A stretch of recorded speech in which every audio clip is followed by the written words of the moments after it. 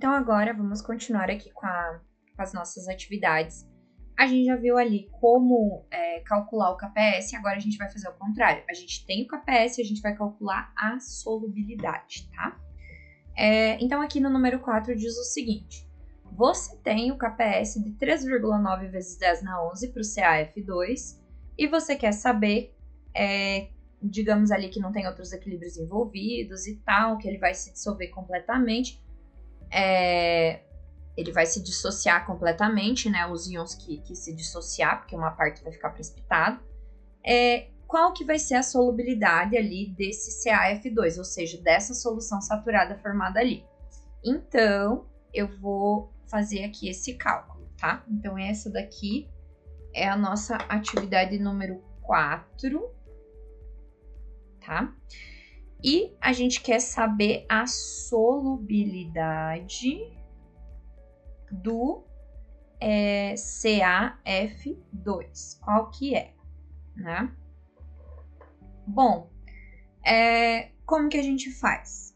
A gente só tem a informação ali do KPS dele, que provavelmente estava lá numa tabela, né? 3,9 vezes 10 na menos 11. E por meio dessa informação, a gente vai chegar na solubilidade do CaF2. Então, vai ser tipo ao contrário do que a gente fez antes. Antes a gente tinha a solubilidade, a gente chegou no KPS. Agora a gente tem o KPS, a gente chega na solubilidade. Então, eu preciso pegar o CaF2 e escrever o equilíbrio dele. Então, eu vou separar o Ca2+, que vai ser aquoso, do F-. Só que não posso esquecer que eu tenho 2F, né? F2. Bom, separei aqui, ó. Aí, eu vou ter que escrever aquela parte, né? Como que tá no início? No início eu tenho 0 aqui, 0 aqui. Depois, eu sei que uma parte desse vai sair para surgir aqui uma quantidade desses dois, né? E lá no equilíbrio, eu não vou saber esse aqui que ele é sólido, né? Eu vou saber que formou X aqui e aqui, ó, 2X, tá?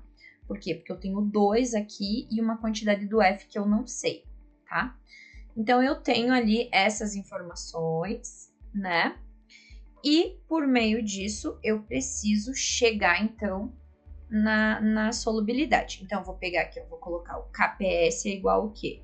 O Ca2+ multiplicado pelo F menos. Só que o F, olha lá o 2zinho, né? Ele é ao quadrado. Tá, então vou usar essa fórmula aqui para fazer o meu cálculo, tá? Bom, o KPS eu tenho, o problema me deu esse valor, né? E ele tá ali, ó, 3,9 vezes 10 na 11. Então, eu vou colocar aqui, ó, 3,9 vezes 10 na menos 11. O Ca é X e o F-, ele é 2X. Só que ele é 2x elevado ao quadrado. Então, eu vou pegar esse valor aqui dessa tabelinha que a gente monta. Então, é 2x ao quadrado. E aí, é só resolver aqui, né? Então, eu repito ali, 3,9 vezes 10 na menos 11. X, 2 vezes 2, 4. X vezes x, x ao quadrado. Então, eu vou ter que 3,9 vezes 10 na menos 11 é igual a 4x na terceira. E aí, eu vou pegar o 3,9 vezes 10 na menos 11, vou dividir pelo 4, e aí eu vou ter o x na terceira. Eu vou descer um pouquinho mais aqui. Ah, acabou meu. Tá, então eu vou fazer pra cá. E aí, pra mim resolver isso aqui, ó, pra mim eliminar, na verdade, aquele cubo ali, eu jogo uma raiz cúbica, né? Então, eu vou pegar aqui, ó, 3,9 dividido por 4, ele dá 9,75 vezes 10 na menos 12. Quando você faz a divisão ali do 3,9 vezes 10 na menos 11 por 4, ele dá 9,75 vezes 10 na menos 12. E aí, quando você tira a raiz, né, você tem a resposta ali, que vai ser de 2,13 vezes 10 na menos 4 mol por litro, tá? Então, Essa daqui é a solubilidade do CaF2 em mol por litro. Vamos dar uma olhadinha lá se ele pede em mol por litro ou grama por litro. Calma aí.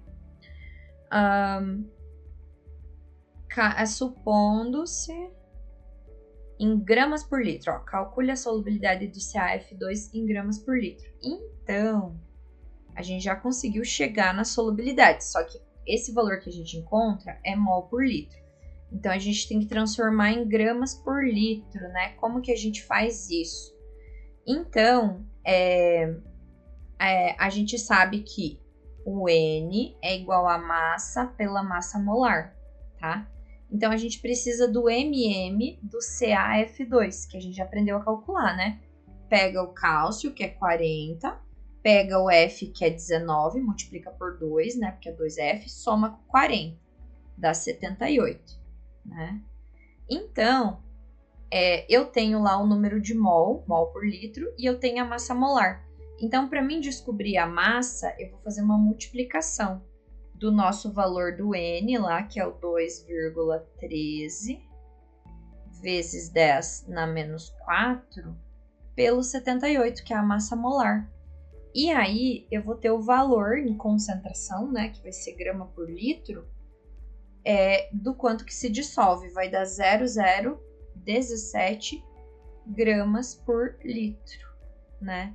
Então, essa quantidade de mol aqui era em 1 litro. Então, portanto, quando eu transformo esse mol em massa, né, multiplicando pela massa molar, eu consigo saber a concentração em gramas por litro que vai se dissolver.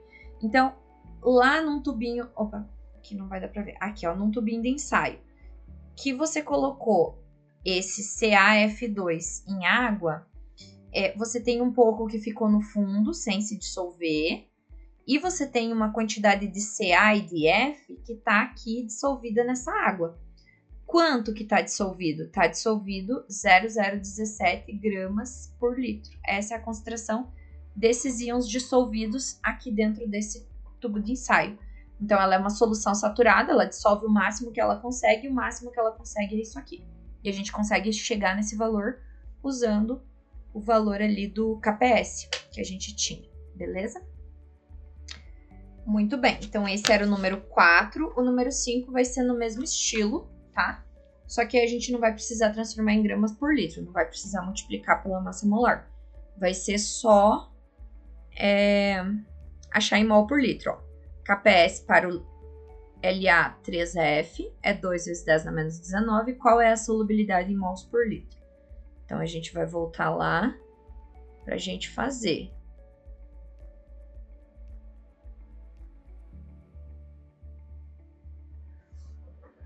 Bom, então, vamos colocar ali, ó. Eu tenho o KPS. Esse aqui é o número 5 que a gente está fazendo. Eu tenho o KPS, que é de 2 vezes 10 na menos 19. E eu quero saber a solubilidade para o LaF3. Qual que é? Então, o que eu faço? Eu escrevo ali LaF3 sólido, que está em equilíbrio ali, formando o La3+. Eu sei que é 3+, porque o F é menos 1, né? F é menos 1 aqui. Então, eu vou precisar de 3F, né? Tá. Então, aqui já vão direto para o equilíbrio. Lá no equilíbrio, eu vou ter X aqui, e aqui eu vou ter 3X, né? Por culpa desse 3 aqui na frente, tá? Daí, eu pego e escrevo aqui o K. O que é o KPS? É a concentração do La3+, multiplicado pela concentração do F-. Só que esse aqui vai estar ao cubo, né? Por causa desse 3 ali na frente. Muito bem. Agora eu jogo os dados aqui, ó. Então, o KPS eu tenho, né? É o 2 vezes 10 na menos 19. O LA eu tenho é o X, né? Que eu não sei quanto que vale. E o F-, o F- é 3x. Só que é ao cubo, por causa da fórmula que tem o cubo ali. Então, eu só sei que o F- é 3x, só que daí tem o cubo da fórmula, eu coloco ali elevado na 3, né? Por culpa da fórmula. E daí vai ficar 2 vezes 10 na menos 19 é igual 3 vezes 3 vezes 3, 27, né? 3 vezes 3, 9, 9 vezes 3, 27. 27. Então, eu vou ter 27, x vezes x vezes x, x ao cubo, mais um x aqui, x na quarta, né? Então, eu vou ter que pegar esse 2 vezes 10 na menos 19, dividir ele pelo 27, para achar o x na quarta. E daí o x, eu vou tirar uma raiz aqui quarta do valor que eu encontrar aqui nessa divisão.